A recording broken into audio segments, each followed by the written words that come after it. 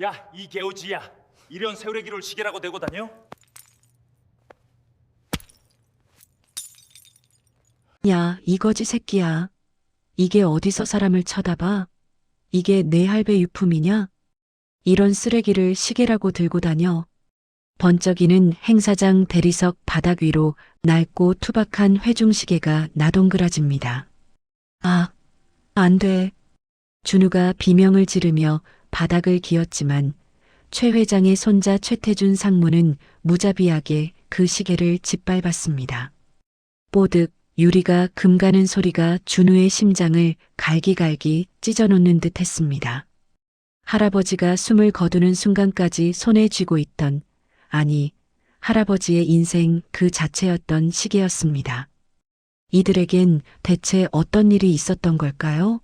사연 시작 전, 지금 어디에서 이 이야기를 듣고 계시는지 댓글로 남겨주시면 정성껏 인사드리겠습니다. 억울하게 눈을 감은 할아버지의 한을 풀기 위한 손주의 처절한 사투, 지금 시작합니다. 한겨울의 칼바람은 가난한 이들의 단칸방 문틈을 어김없이 파고들었습니다. 희미한 형광등 아래 평생 시계 톱니바퀴와 씨름하며 살아온 노인 박성만은 거친 숨을 몰아쉬고 있었습니다. 그의 곁을 지키던 손자 준우는 할아버지의 바짝 마른 손을 잡고 하염없이 눈물을 흘렸어요. 성만의 손은 뼈만 앙상하게 남아 마치 나뭇가지처럼 가벼웠습니다. 손등에는 수십 년간 시계 부품을 다루며 베인 상처들이 흰 실밥처럼 얽혀 있었어요. 할아버지, 제발 눈 좀 떠보세요. 제가 병원비 마련할게요. 조금만 버티세요. 준우의 목소리는 떨렸습니다. 하지만 성만은 이미 자신의 시간이 얼마 남지 않았음을 알고 있었어요. 그는 떨리는 손으로 베개 밑에 깊숙이 감춰두었던 낡은 천주머니를 꺼냈습니다. 손가락에 힘이 제대로 들어가지 않아 몇 번이나 헛손질을 했지만 결국 그 천주머니의 매듭을 풀어냈어요. 그 안에는 세월의 때가 꼬질꼬질하게 탄 태엽조차 돌아가지 않는 은색 회중시계가 들어 있었습니다. 시계 표면에는 손때가 묻어 군데군데 반질반질하게 윤이 났고 케이스의 모서리는 오랜 세월 동안 손으로 만지작거려 둥글게 달아 있었어요. 준우야, 이 할애비가 미안하다. 줄게 이것밖에 없구나. 성만의 목소리는 숨이 끊어질 듯 가늘었습니다.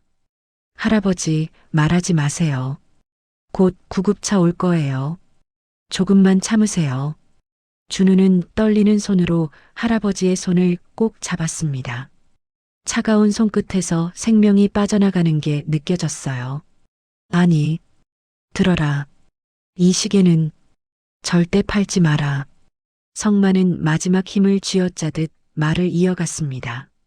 내 인생이 멈춘 것 같을 때, 세상이 너를 쓰레기라 부를 때, 그때 이 태엽을 감으렴. 그러면 할아버지의 진심이 너를 지켜줄 게다. 그 말을 끝으로 성만의 손이 힘없이 툭 떨어졌습니다. 준우는 비명을 삼켰습니다. 할아버지의 가슴이 더 이상 오르내리지 않았어요. 형광등 불빛 아래서 성만의 얼굴은 마치 잠든 것처럼 평화로워 보였지만 그의 숨결은 영원히 멈춰버렸습니다. 2025년 대한민국, 한때 천재라 불렸던 기술자의 마지막은 고작 서너 평 남짓한 단칸방에서의 고독사였습니다. 장례를 치를 돈조차 없었습니다. 준우는 구청에서 지원받은 최소한의 비용으로 할아버지를 화장했어요. 화장장 대기실에 홀로 앉아 있을 때 준우의 손은 계속 가슴팍의 시계를 만지작거렸습니다.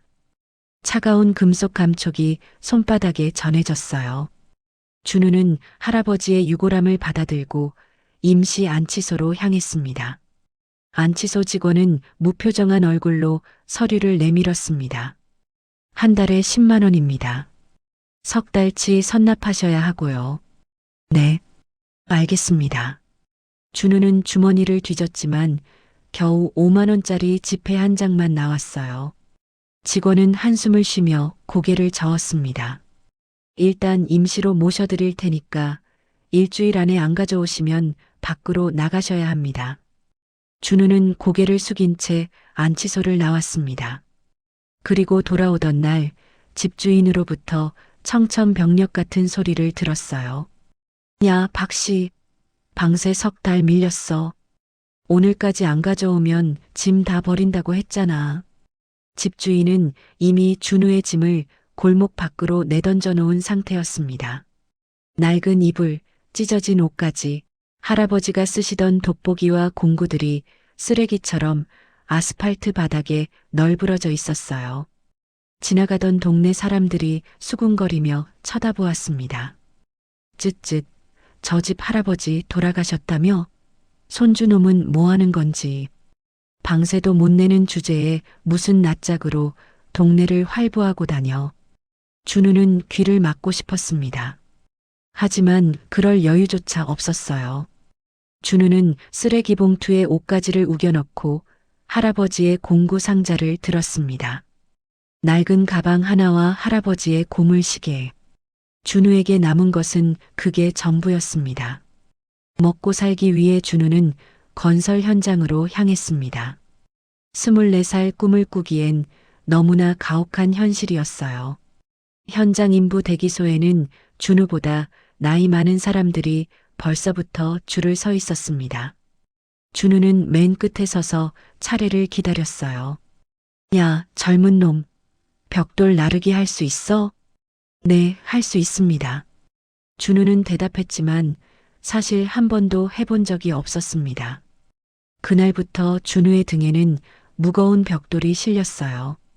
1장, 2장, 3장, 20장이 넘는 벽돌을 지게에 묶어 등에 짊어지고 가파른 비계를 오르는 일은 지옥이었습니다. 허리는 휘청거렸고 다리는 후들거렸어요. 가슴 안쪽 주머니에서 시계가 덜컥거릴 때마다 준우는 이를 악물고 한 계단 더 올랐습니다. 점심시간이 되었습니다. 준우는 먼지 구덩이 한쪽 구석에 주저앉았어요. 도시락통을 열자 식어버린 밥과 짠지 2조각만 덩그러니 있었습니다. 준우는 목이 메어 밥을 삼키기조차 힘들었지만 배고픔을 이기지 못하고 억지로 밥을 입안에 쑤셔 넣었어요. 그때였습니다. 준우는 가슴 주머니에서 시계를 꺼내 보았습니다. 녹이 슬고 초침은 꼼짝도 하지 않는 고물. 한 손으로 시계를 쥐고 엄지손가락으로 표면을 쓰다듬었어요. 손때가 묻은 자리가 손가락 끝에 느껴졌습니다. 동료 인부들이 준우 쪽으로 다가왔습니다. 야, 박씨, 요새 누가 그런 고물을 차고 다녀? 그거 고물상에 주면 라면 한 봉지나 주겠냐? 저건 뭐야, 할배 유품? 쯧쯧, 그거 팔아서 밥이나 사 먹지. 인부들의 웃음소리가 공사판에 울려 퍼졌습니다.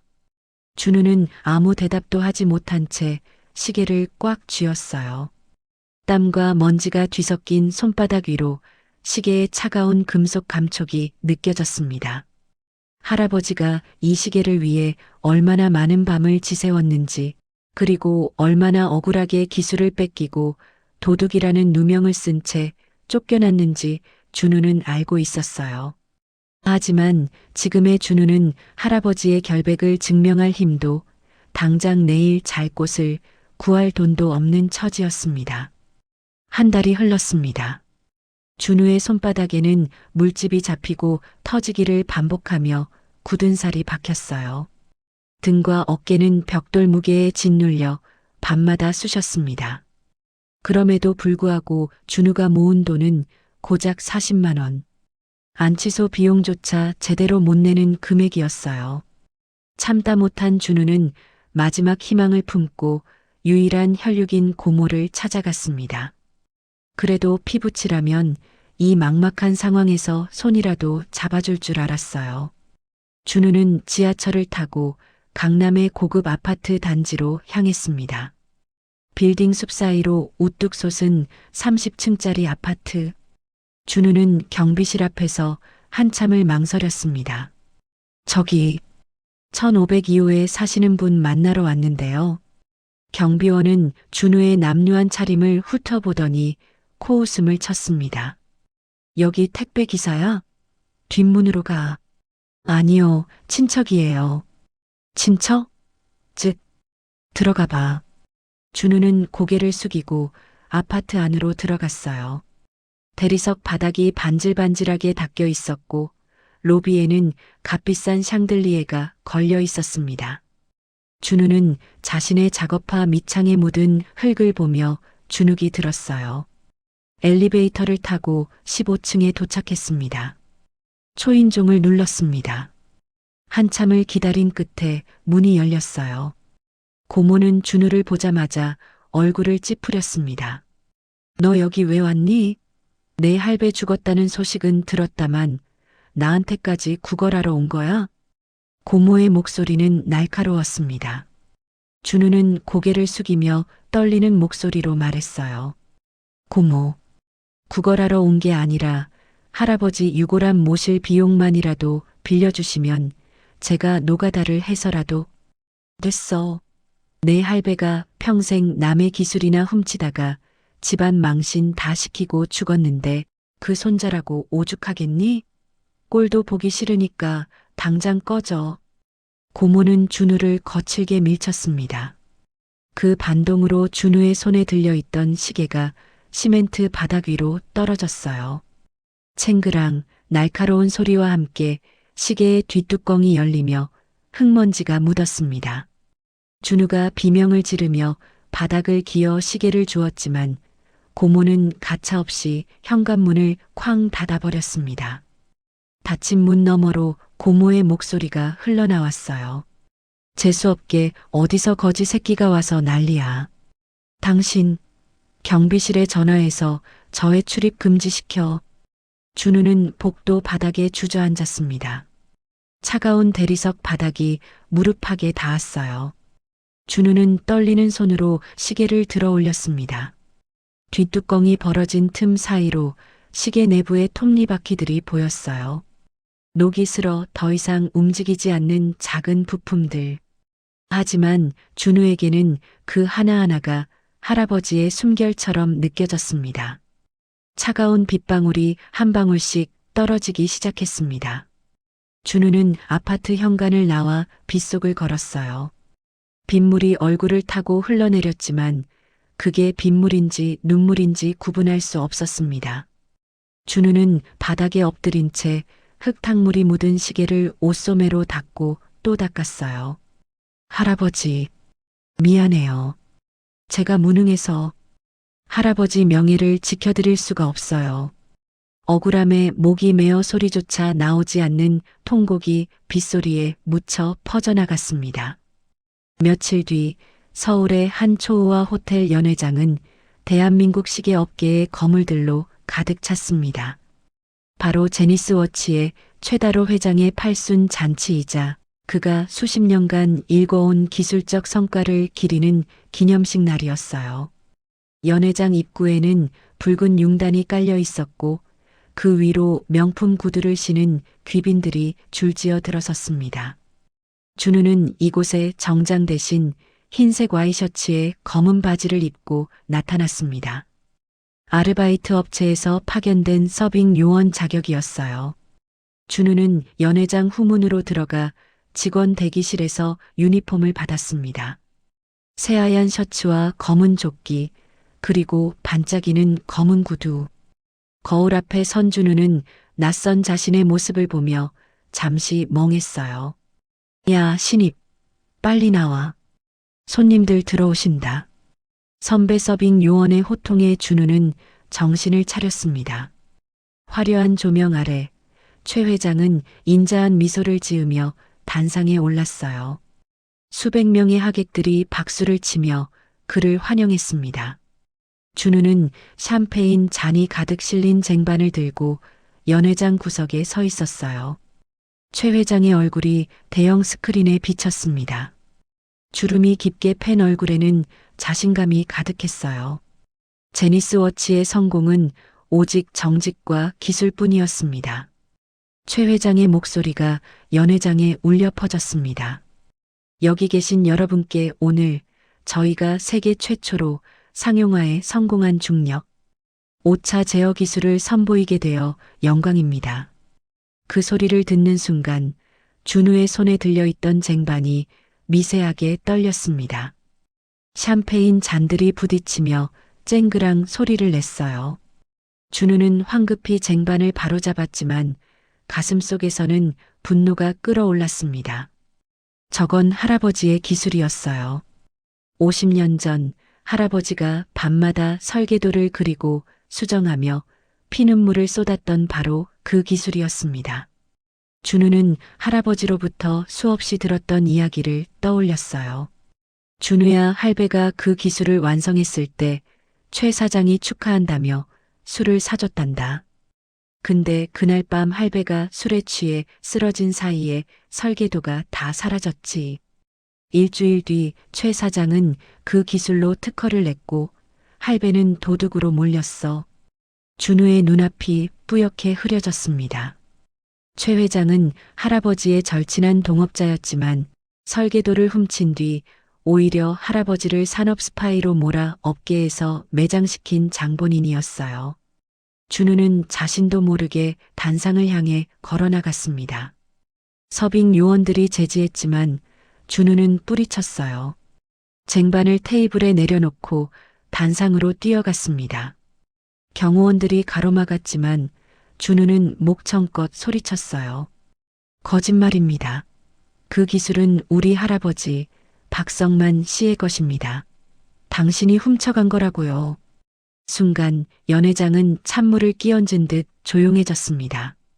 수백 명의 시선이 남루한 청년 준우에게 꽂혔어요. 단상 위의 최 회장은 눈 하나 깜짝하지 않고 준우를 내려다보았습니다. 그의 눈빛은 쓰레기를 보는 듯한 멸시로 가득했어요. 허허, 저 친구가 노망난 박 노인네 손자인 모양이구먼.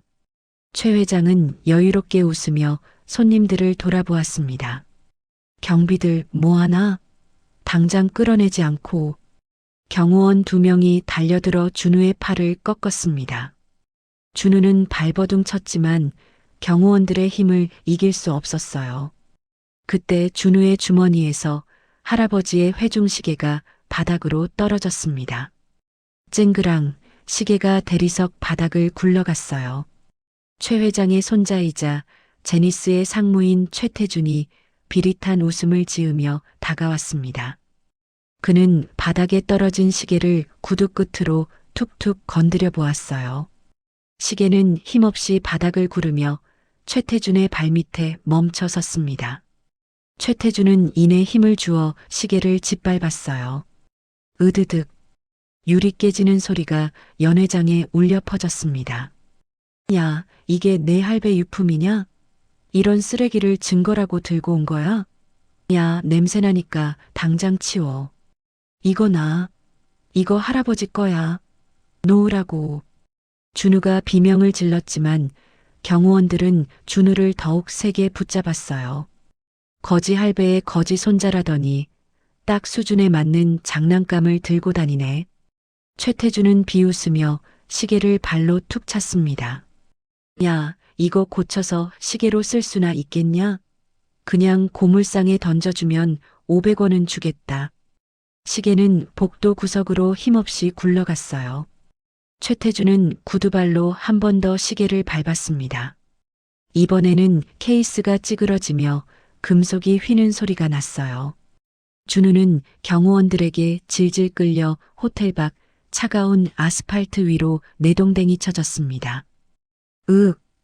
준우는 바닥에 넘어지며 손바닥이 까졌어요. 피가 흘러나왔지만 준우는 아픔조차 느끼지 못했습니다. 화려한 연회장의 문이 닫히고 안에서는 다시 경쾌한 클래식 음악과 사람들의 박수 소리가 터져 나왔어요. 빗물 섞인 하수구 냄새가 코끝을 찔렀습니다. 준우는 피가 흐르는 손가락으로 바닥을 더듬어 시계를 찾았어요. 호텔 정문 옆 화단 밑에 시계가 떨어져 있었습니다. 찌그러지고 유리는 깨졌지만 준우는 그것을 품에 안았어요. 시계를 가슴에 꼭 안고 이를 악물었습니다. 할아버지, 할아버지가 틀리지 않았다는 거 내가 꼭 보여줄게. 저 사람들이 할아버지 앞에 무릎 꿇게 만들 거야. 반드시. 어둠 속에서 준우의 눈이 번뜩였습니다. 할아버지의 멈춘 시계가 마치 준우의 심장 소리에 맞춰 다시 박동하려는 듯 아주 미세한 진동이 준우의 가슴팍으로 전달되었어요. 호텔에서 쫓겨난 준우를 기다리는 것은 지독한 현실의 찬바람뿐이었습니다. 며칠째 제대로 된 끼니를 때우지 못한 준우의 배에서는 꼬르륵 소리조차 멈춘 지 오래였어요. 수중에는 단돈 1,000원 한 장 남지 않았고 할아버지의 유골함이 있는 안치소에서는 관리비 연체 문자가 쉼없이 날아왔습니다. 입금 기한이 3일 남았습니다.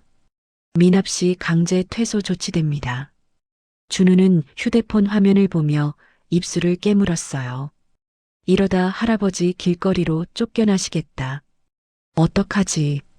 진짜 어떡하지? 준우는 떨리는 손으로 가슴팍에 회중시계를 꺼냈습니다. 최태준의 구두발에 짓밟혀 유리는 거미줄처럼 금이 같고 은색 케이스는 보기 싫게 찌그러져 있었어요. 시계를 가슴에 안고 한참을 앉아 있었습니다. 그러다 문득 어떤 생각이 떠올랐어요.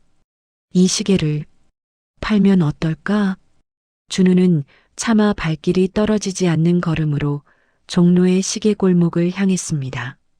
수십 년의 세월을 간직한 수리점들이 다닥다닥 붙어 있는 그곳이라면 혹시나 이 시계의 가치를 알아봐 줄 사람이 있을지도 모른다는 마지막 가느다란 희망 때문이었어요.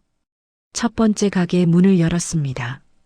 낡은 초인종 소리와 함께 가게 안으로 들어서자 시계 수리공이 돋보기를 낀 채 작업대 앞에 앉아 있었어요. 무슨 일이세요? 저기, 이 시계 좀 봐주실 수 있으세요? 얼마나 나갈까요? 준우는 조심스럽게 시계를 내밀었습니다. 수리공은 시계를 받아들고 한참을 들여다보았어요. 케이스를 이리저리 돌려보고 뒷뚜껑을 열어 내부를 확인했습니다. 그러더니 한숨을 쉬며 시계를 도로 내밀었어요. 아이고, 총각. 이거 보니까 무브먼트 내부 장치도 다 녹슬었겠네. 케이스도 은도 아니고 그냥 합금인 것 같은데 이걸 어디다 써? 그냥 집에 가서 장식이나 해. 사장님, 제발 한 번만 자세히 봐주세요. 우리 할아버지가 평생을 아끼신 거예요. 정말 귀한 거라고 하셨거든요. 준우의 목소리는 애원하는 듯 했습니다. 다들 자기 물건은 귀하다고 하지. 수리공은 고개를 저었어요. 근데 이건 그냥 고철이야, 고철. 딴 데 가봐. 준우는 고개를 숙이고 가게를 나왔습니다. 두 번째 가게, 세 번째 가게. 준우는 골목의 시계 수리점을 하나하나 돌아다녔어요. 하지만 돌아오는 건 냉소뿐이었습니다.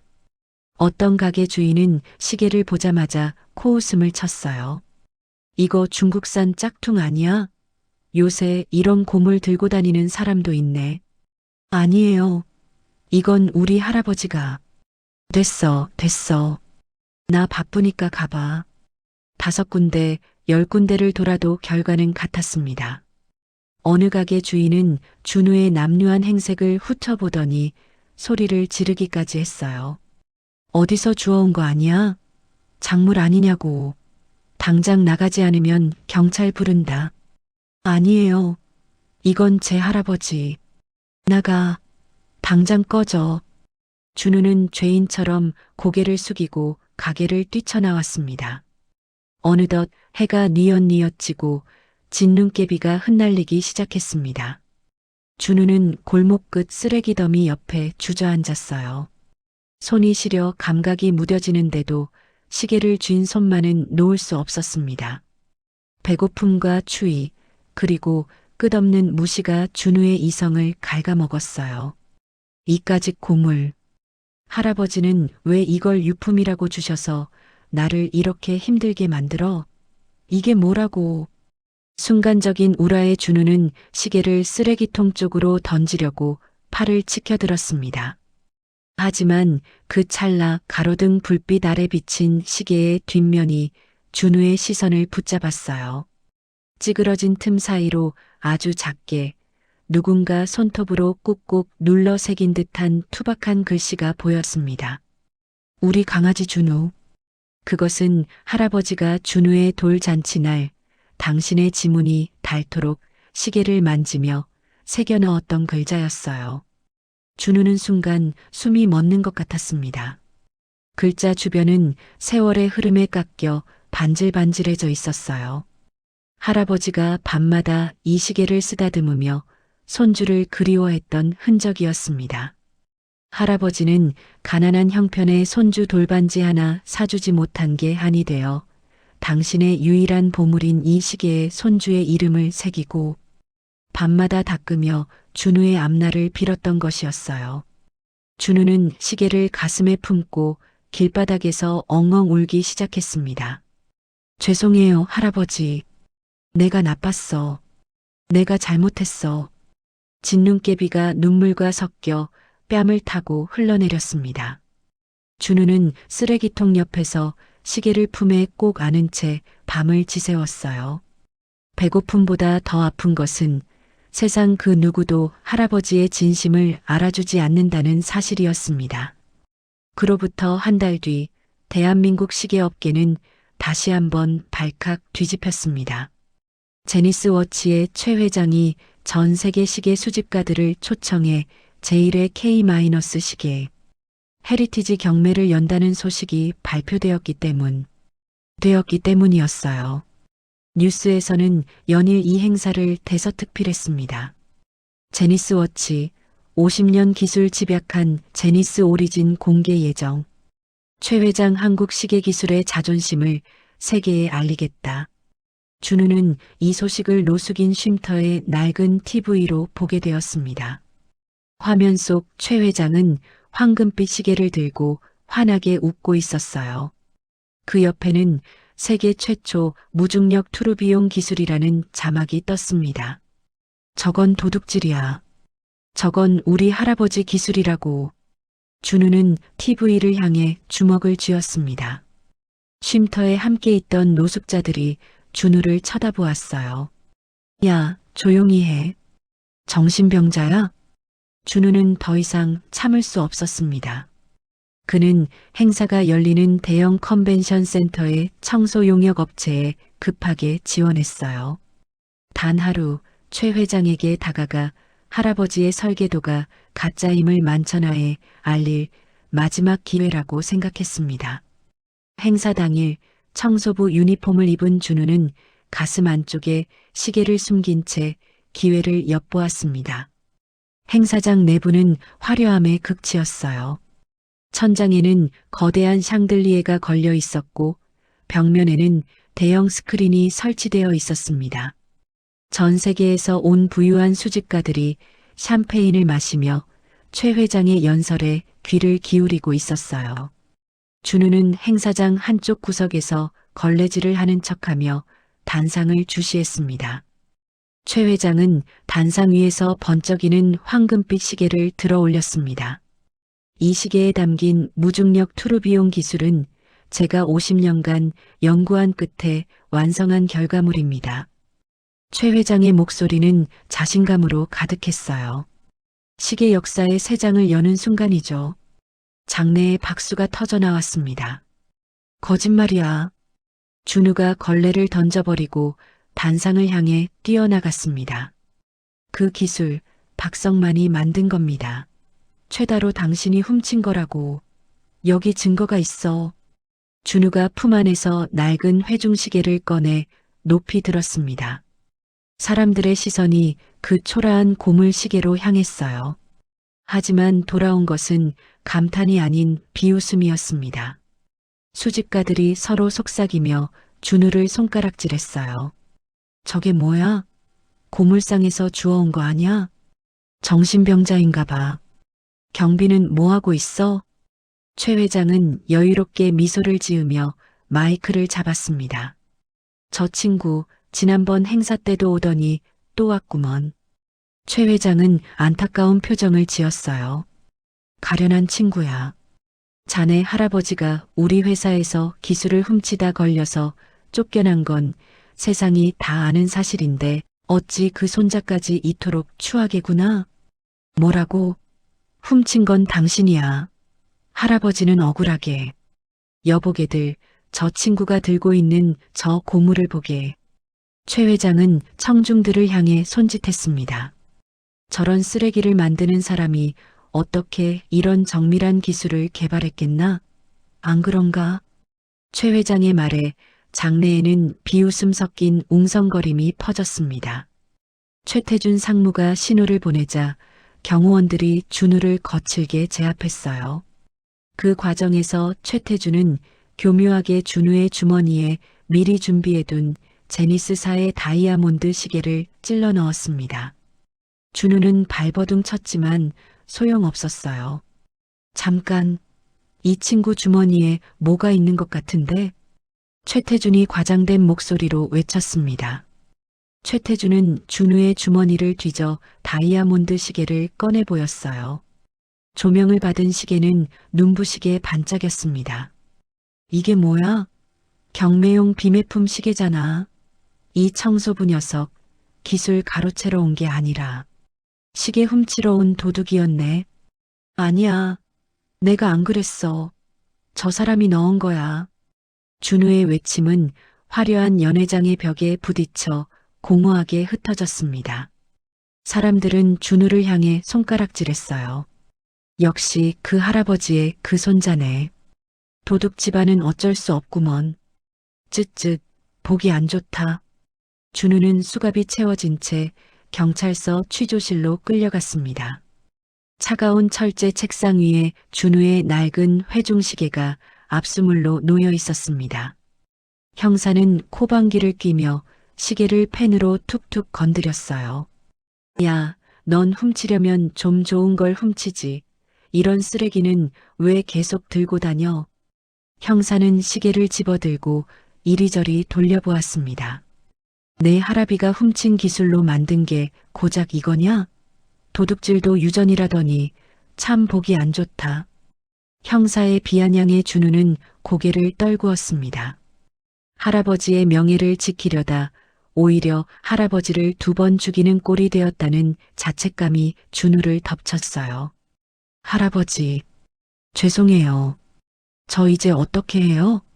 눈앞이 캄캄해지며 준우의 눈에서 굵은 눈물방울이 압수물 봉투 위로 떨어졌습니다. 그 시각 경찰서 로비에는 어울리지 않는 노신사 한 명이 초조하게 서성이고 있었습니다. 바로 대한민국 시계 수리의 전설, 강치원 명장이었어요.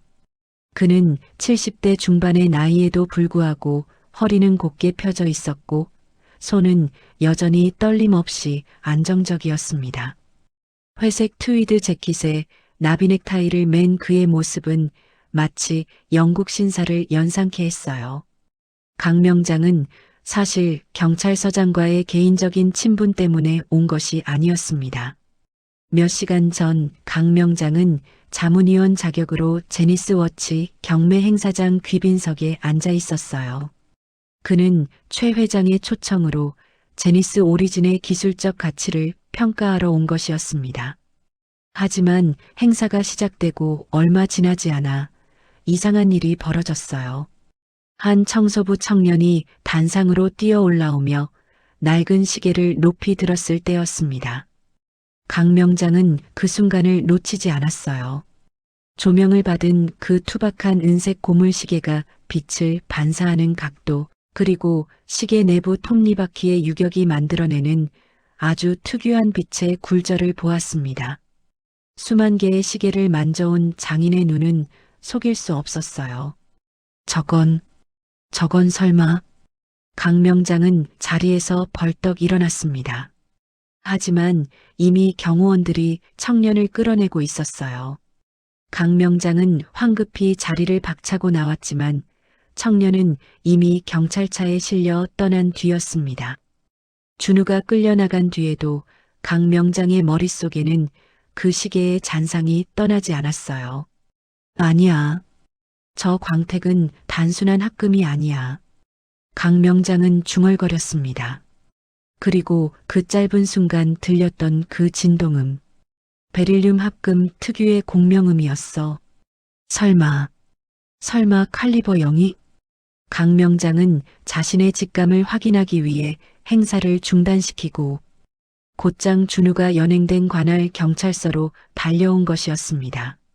하지만 증거물 보관실은 외부인 출입 금지였고 강 명장은 경찰서 복도에서 준우의 취조가 끝나기만을 기다리고 있었어요.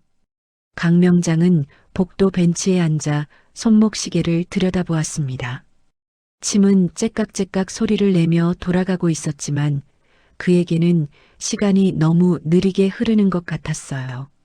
50년 전의 기억이 파노라마처럼 스쳐 지나갔습니다. 1975년 스위스 파텍 델루나 본사 연구소. 당시 30대 초반이었던 강 명장은 한국인 최초로 그곳 연구원으로 초청받았어요. 그곳에서 그는 전설적인 시계 기술자 한 명을 만났습니다. 바로 박성만이었죠. 성만은 당시 무중력 탈진기라는 혁신적인 개념을 연구하고 있었어요. 중력의 영향을 완전히 극복하여 어떤 자세에서도 정확한 시간을 유지하는 시계. 그것은 시계공학의 결정체라 불릴만 했습니다. 강 명장은 성만의 작업을 보조하며 그 기술의 진수를 배웠어요. 치원아, 이 기술이 완성되면 시계의 역사가 바뀔 거야. 성만은 현미경을 들여다보며 말했습니다. 하지만 아직 멀었어. 톱니바퀴 하나하나의 무게 편차가 0.001g만 나도 전체 균형이 무너지거든. 형님이라면 할 수 있어요. 고맙다, 치원아. 내가 있어서 내가 버틴다. 하지만 그 후 무슨 일이 있었는지 성만은 돌연 한국으로 돌아갔어요. 그리고 얼마 지나지 않아 성만이 기술을 훔쳤다는 소문이 업계에 퍼졌습니다. 강 명장은 믿을 수 없었지만 증거는 명확했어요. 성만의 설계도가 최다로의 손에 들어가 있었고 최다로는 그것으로 특허를 냈습니다. 강 명장은 성만을 찾으려 했지만 성만은 흔적도 없이 사라졌어요. 그리고 50년이 흘렀습니다. 그때였습니다. 취조실 안에서 형사가 비아냥거리며 준우의 시계를 책상 위로 거칠게 내던졌어요. 챙그랑 날카로운 금속음이 복도까지 새어나왔습니다. 일반인에게는 그저 쇳덩이 부딪히는 소리였겠지만 강 명장의 귀에는 그것이 살려달라는 비명처럼 들렸어요. 50년 전 스위스 파텍 델루나 본사 연구소에서 딱 한 번 들어보았던 베릴륨 합금이 내는 독보적인 공명음이었기 때문입니다. 강 명장의 온몸에 전율이 흘렀습니다. 틀림없어. 저건 칼리버 0이야. 강 명장은 참지 못하고 취조실 문을 박차고 들어갔어요. 야, 이 형사. 지금 저 귀한 걸 바닥에 던진 거야? 형사는 깜짝 놀라 벌떡 일어섰습니다. 아니, 명장님, 여기는 어떻게? 여긴 취조실입니다. 취조고 뭐고 당장 그 시계 이리 내놔. 강 명장의 목소리는 떨렸습니다. 너 지금 내 연봉 1000배가 넘는 보물을 쓰레기통에 쳐넣을 뻔한 줄이나 알아? 네. 뭐라고요? 형사는 어리둥절한 표정을 지었어요. 강 명장은 형사의 손에서 시계를 뺏듯 낚아챘습니다.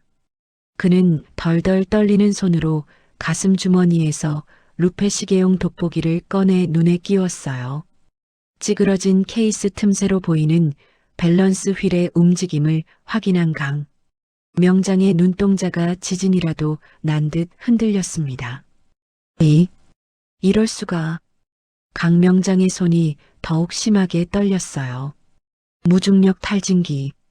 50년 전 설계도만 존재하고 사라졌다던 그 칼리버 0이 왜 여기 있어? 왜? 강 명장은 시계를 쥔 채 그대로 바닥에 주저앉았습니다. 준우는 고개를 들어 강명장을 바라보았어요. 눈물로 범벅이 된 얼굴에는 혼란스러운 표정이 가득했습니다. 강명장은 루페를 통해 시계의 심장부를 들여다보았어요. 그곳에는 현미경으로나 볼 수 있는 미세한 각인이 박혀 있었습니다. 찌그러진 케이스 때문에 각인의 일부가 가려져 있었지만 강명장은 그 글자를 읽을 수 있었어요. S, M, PARK 박성만. 강명장의 눈에서 뜨거운 눈물이 쏟아졌습니다. 박성만 형님이 살아있었구나. 강명장은 고개를 들어 수갑을 찬 채 넋이 나간 준우를 바라보았어요. 너 이 시계 어디서 났어? 박성만 형님이 내게 준 거야? 준우는 떨리는 목소리로 대답했습니다. 저희 할아버지십니다. 하지만 할아버지는 작년에 돌아가셨어요. 뭐라고? 강명장의 얼굴이 창백해졌어요. 성만 형님이 죽었다고? 언제? 어떻게? 단칸방에서 혼자 아무도 돌보는 사람 없이. 준우의 목소리는 점점 작아졌습니다. 강명장은 참았던 눈물을 터뜨렸어요. 70대 노인의 눈에서 주체할 수 없는 눈물이 흘러내렸습니다. 그는 시계를 가슴에 꼭 안고 오열했어요. 성만 형님 죄송합니다. 제가 너무 늦게 찾아뵀네요. 형사는 상황을 이해하지 못한 채 멍하니 서 있었습니다. 강명장은 한참을 울다가 눈물을 닦고 형사를 매섭게 노려보았어요. 당장 이 청년 수갑 풀어. 이 청년이 도둑이라고? 천만에. 강명장의 목소리는 단호했습니다. 이 시계 하나면 제니스 워치 같은 회사는 10개도 더 살 수 있어. 전 세계 시계 박물관이 현찰 보따리 싸들고 와서 무릎 꿇고 빌어야 볼 수 있는 인류의 유산이란 말이다. 하지만 명장님, 이 청년은 절도 혐의로. 절도? 웃기는 소리. 진짜 도둑은 최다로겠지. 강명장은 주먹으로 책상을 쾅 내리쳤습니다. 50년 전 성만이의 설계도를 훔쳐서 자기 거라고 우긴 놈이 최다로였겠지. 내가 증인되어 주마. 형사는 당황하며 서장에게 전화를 걸었어요. 강명장은 자신의 재산을 담보로 준우를 즉각 석방시켰습니다. 강명장은 그 길로 준우를 데리고 자신의 작업실로 향했습니다. 작업실은 종로 한복판의 오래된 건물 3층에 있었어요. 문을 열자 수백 개의 시계들이 벽면을 가득 채우고 있었습니다. 째깍째깍 각기 다른 리듬으로 돌아가는 시계들의 소리가 작업실을 채웠어요. 앉아.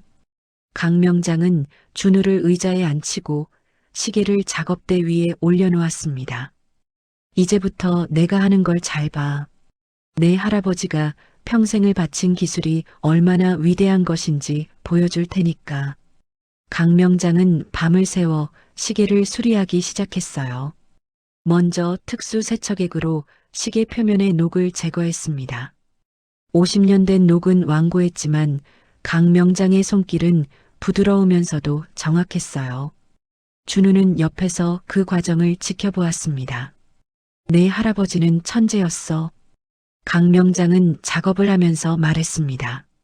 1975년 스위스 본사에서 우리는 함께 일했지. 성만형님은 그때 이미 무중력 탈진기의 개념을 완성했어. 최다로는 그걸 절대 하지 못했고 이 시계가 바로 진짜 증거야. 강명장은 찌그러진 케이스를 조심스럽게 펴냈어요. 특수 공구를 이용해 케이스를 원래 형태로 복원했습니다. 그러자 시계의 진짜 모습이 드러나기 시작했어요.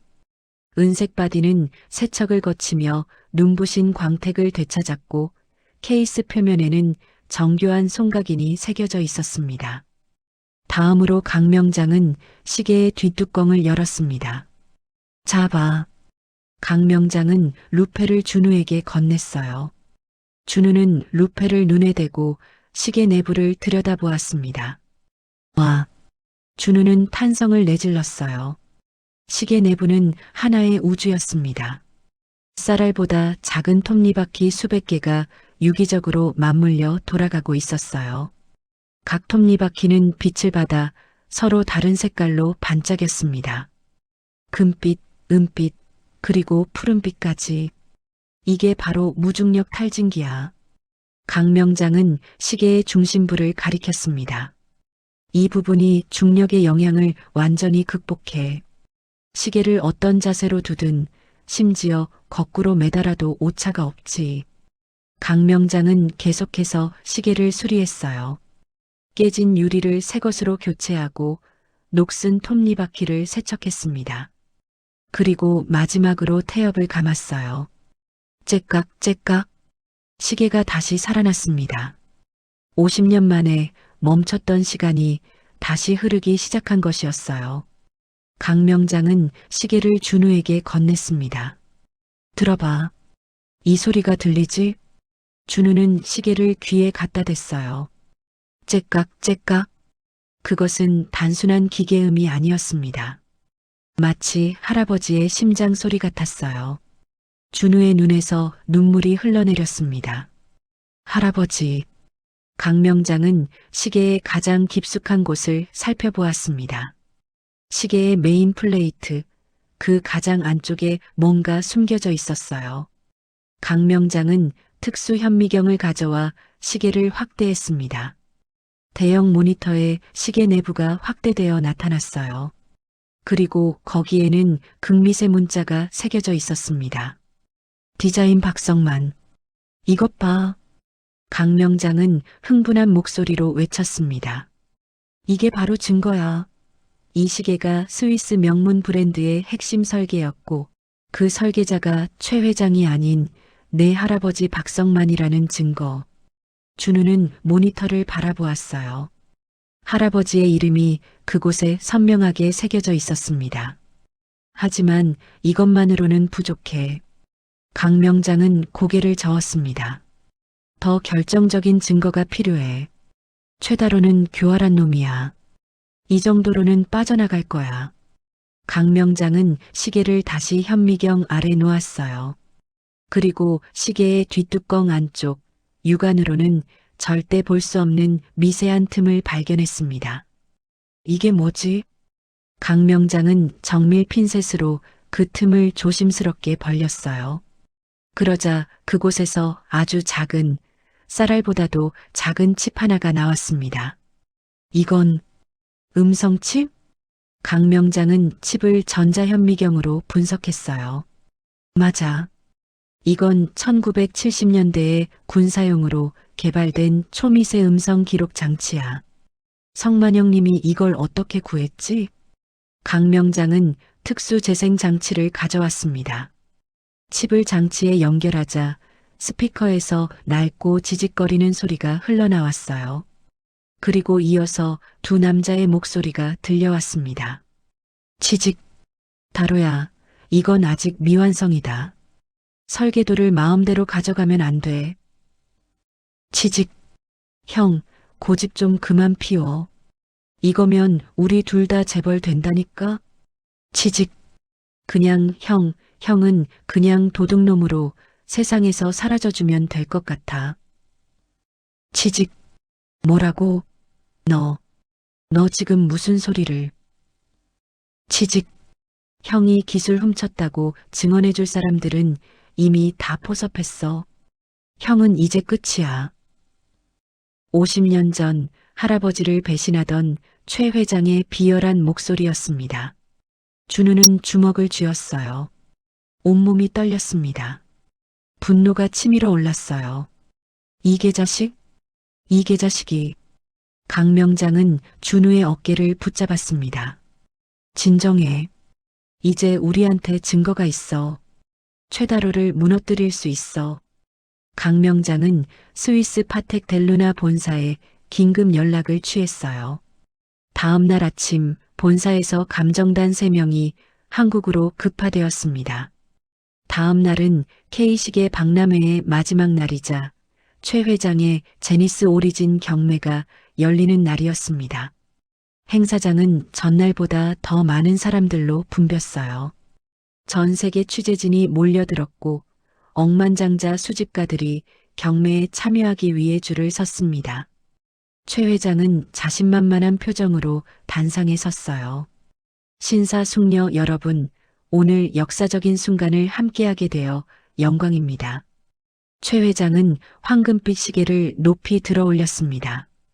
이 시계는 한국 시계 기술의 자존심입니다. 시작가 100억부터 갑니다. 장내의 웅성거림이 일었어요. 100억? 과연 그만한 가치가 있을까? 최 회장이 그렇게 말하는데 믿어야지. 그때 행사장 뒤편 대형문이 열리며 세련된 검은색 수트를 차려입은 준우가 등장했습니다. 어제의 초라한 청소부가 아니었어요. 강 명장이 준비해준 맞춤 수트를 입은 준우는 당당하고 품격 있어 보였습니다. 그의 곁에는 강 명장과 스위스 본사에서 급파된 감정단 3명이 서 있었어요. 그 경매 중단하십시오. 준우의 당당한 목소리가 행사장에 울려 퍼졌습니다. 최 회장은 당황하며 얼굴이 붉어졌어요. 또 너냐? 도둑놈 주제에 감히 어디라고 발을 들여. 도둑놈은 내가 아니라 당신이지. 최다로 회장님. 준우가 강 명장으로부터 건네받은 할아버지의 시계를 높이 들었습니다. 수리된 시계는 어제의 고물이 아니었어요. 조명을 받은 은색 바디는 눈이 시릴 정도로 찬란하게 빛났고 그 안의 투르비용은 마치 살아있는 생명체처럼 요동치고 있었습니다. 장내의 수집가들이 숨을 죽이고 그 시계를 바라보았어요. 강 명장이 마이크를 잡았습니다. 여러분, 오늘 제니스가 내놓은 저 시계는 가짜입니다. 강 명장의 목소리는 단호했어요. 50년 전 박성만 장인의 미완성 설계도를 훔쳐 만든 껍데기일 뿐이죠. 진짜는 여기 있습니다. 중력을 완벽하게 극복한 세계 유일의 마스터피스, 칼리버 0입니다. 최 회장은 비웃었습니다.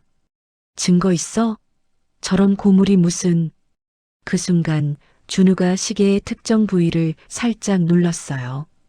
시계 내부에 숨겨져 있던 음성 칩이 작동했습니다.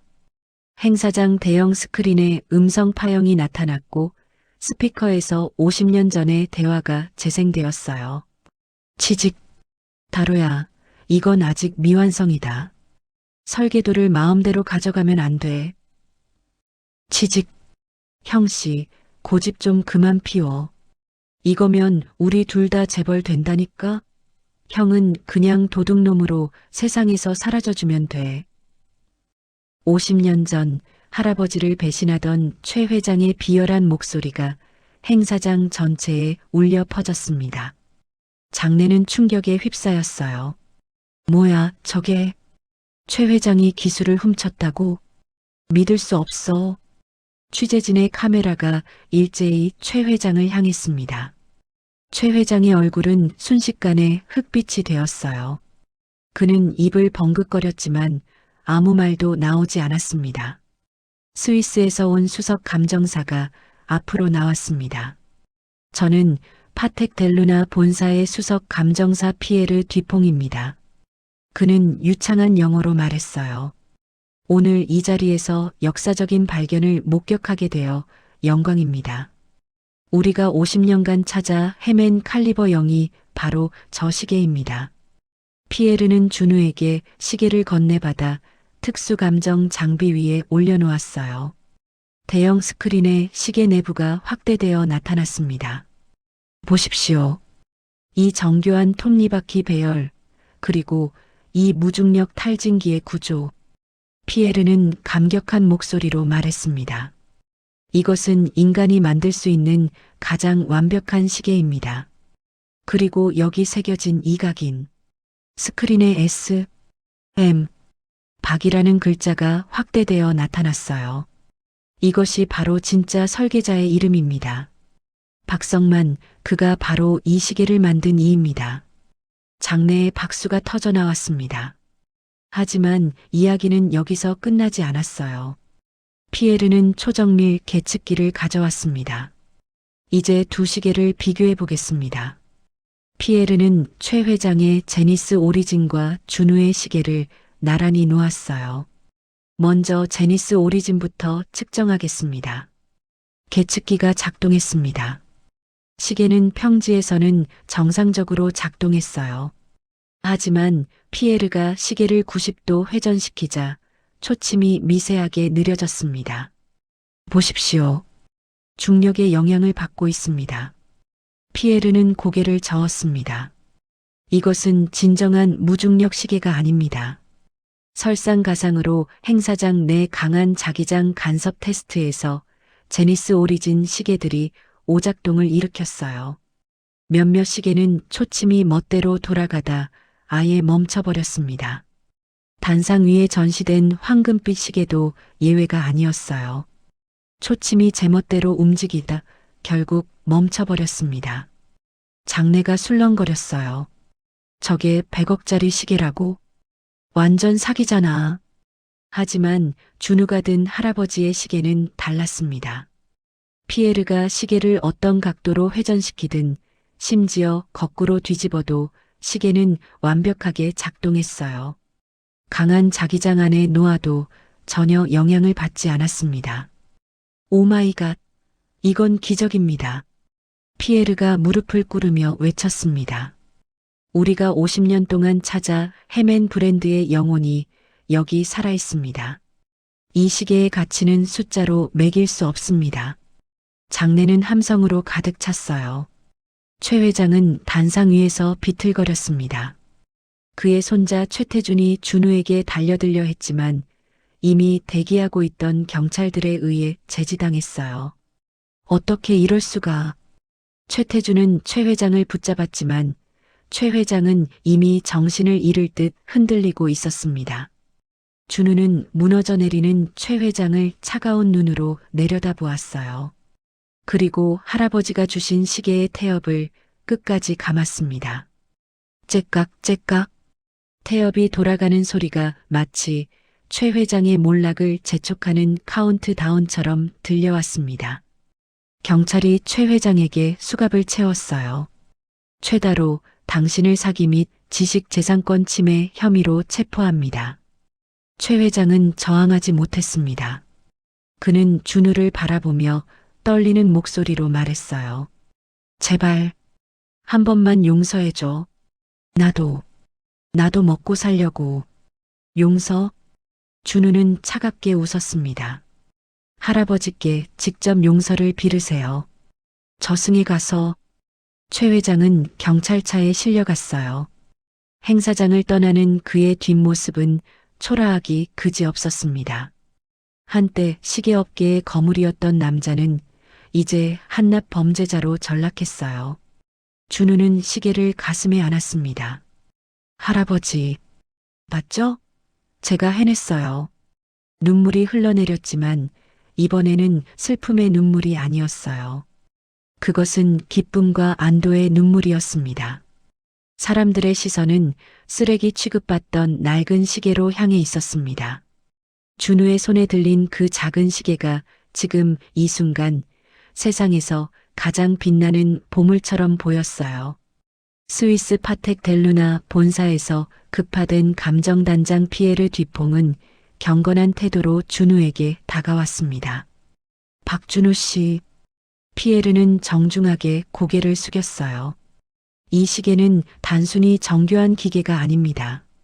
50년 전 실종된 우리 브랜드의 심장이자 시계 공학의 한계를 깬 보물입니다.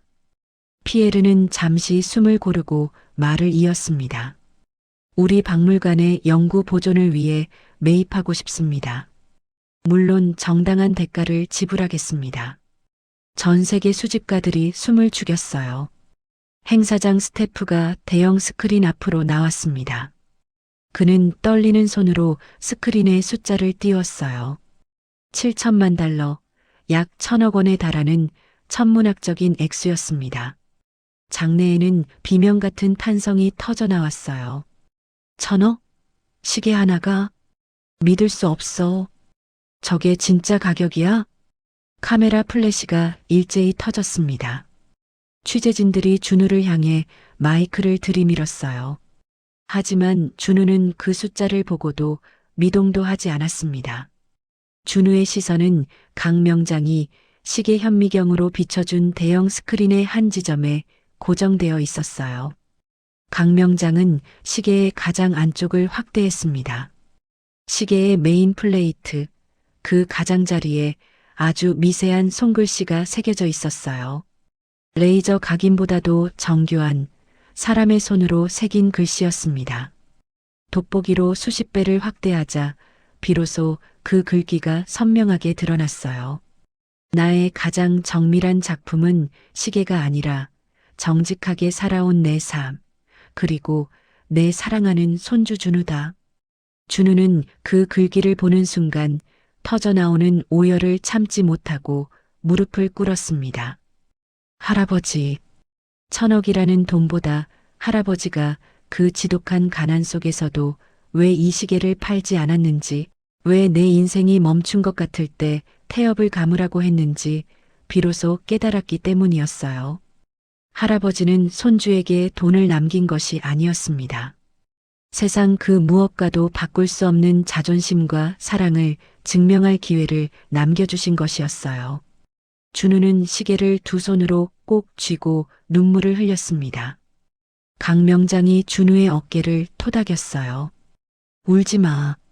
성만이 형이 지금 하늘에서 웃고 계실 거야. 내가 해냈어, 준우야. 준우는 고개를 들어 피에르를 바라보았습니다. 며칠 뒤 준우는 할아버지의 유골함을 안치소에서 모셔왔습니다. 이제 더 이상 관리비 걱정을 할 필요가 없었어요. 피에르가 제안한 계약금으로도 준우는 당장 필요한 모든 것을 해결할 수 있었습니다. 준우는 서울 근교의 조용한 묘지를 구입했어요. 그곳은 나무가 우거지고 새소리가 들리는 평화로운 곳이었습니다. 준우는 할아버지를 그곳에 모시기로 했어요. 장례식장에는 예상외로 많은 사람들이 찾아왔습니다. 강 명장은 물론이고 피에르와 스위스 감정단, 그리고 뉴스를 보고 찾아온 시계 기술자들까지. 한 노인이 준우에게 다가왔어요. 저는 50년 전 성만 씨와 함께 일했던 김철수라고 합니다. 노인의 눈에는 눈물이 가득했습니다. 그때 제가 증언을 해야 했는데 최 회장이 무서워서 입을 다물었어요. 평생 죄책감에 시달렸습니다. 정말 죄송합니다. 준우는 노인의 손을 잡았어요. 괜찮습니다. 이제 할아버지의 명예가 회복됐으니까요. 장례식이 끝나고 준우는 홀로 할아버지의 묘소 앞에 앉았습니다. 묘비에는 할아버지의 이름과 함께 이런 글귀가 새겨져 있었어요. 박성만 1941년생, 정직한 기술자, 위대한 할아버지. 나의 가장 정밀한 작품은 내 손주다. 할아버지 그동안 너무 고생 많으셨어요. 이제 편히 쉬세요. 준우는 시계를 꺼내 태엽을 감았습니다. 째깍째깍. 시계 소리가 고요한 묘지에 울려 퍼졌어요. 준우는 문득 주머니에서 무언가를 느꼈습니다. 꺼내보니 피에르가 건네준 명함과 함께 쪽지가 하나 들어 있었어요. 박준우 씨께 스위스 본사에서 당신에게 장학금과 함께 마스터 교육과정을 제안합니다. 당신 할아버지의 기술을 이어받을 자격이 있는 사람은 당신뿐입니다. 피에르 뒤퐁. 준우는 쪽지를 보며 미소를 지었습니다. 할아버지, 제가 할아버지 기술 제대로 배워서 세상에 알릴게요. 약속할게요. 바람이 불어와 나뭇잎을 흔들었어요. 마치 할아버지가 대답하는 것 같았습니다. 그로부터 1년 뒤 대한민국 시계 역사는 완전히 새로 쓰였습니다. 최 회장의 제니스 워치는 도산했고 그 자리에는 박성만 장인 기념재단이 세워졌어요. 재단은 가난하지만 재능 있는 기술 인재들을 발굴하고 지원하는 일을 했습니다. 준우는 피에르의 제안을 받아들여 스위스로 건너갔어요. 파텍 델루나 본사의 교육과정은 혹독했습니다. 하루 12시간씩 현미경 앞에 앉아 톱니바퀴를 조립하고 0.001mm의 오차도 허용하지 않는 훈련을 받았어요. 하지만 준우는 포기하지 않았습니다. 할아버지의 피가 흐르고 있었으니까요. 6개월이 지났을 때 준우는 첫 번째 시계를 완성했습니다. 그것은 할아버지의 칼리버 0을 현대적으로 재해석한 작품이었어요. 스위스 마스터들조차 감탄했습니다. 믿을 수 없군. 이 청년 정말 박성만의 손주가 맞아. 유전자는 거짓말을 안 하는구만. 준우는 1년 만에 마스터 자격을 땄습니다.